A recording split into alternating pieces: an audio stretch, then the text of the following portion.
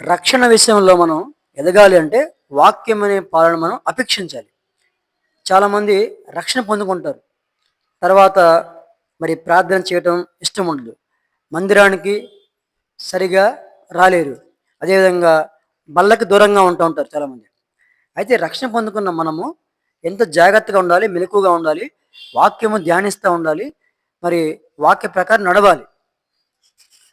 ఇప్పుడు మనం స్కూల్లో జాయిన్ అయ్యాం అంతే. అంటే రక్షణ బాప్టిజం తీసుకున్నవాడు అర్థం ఏంటంటే మనం స్కూల్లో జాయిన్ అయ్యాం. తర్వాత స్కూల్‌కి ప్రతిరోజు వెళ్ళాలి, చదువుకోవాలి, క్రమంగా నేర్చుకోవాలి.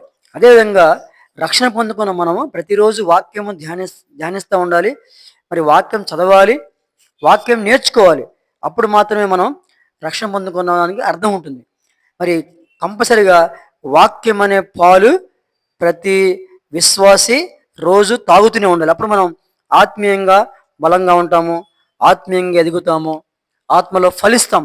ఈరోజు చాలామంది ఆత్మీయంగా ఫలించలేకపోతుంది. కారణం ఏంటంటే వాళ్ళ వాక్యము లేకపోవటం వల్ల, వాక్యము ధ్యానించకపోవటం వల్ల, వాక్యము చదవకపోవటం వల్ల.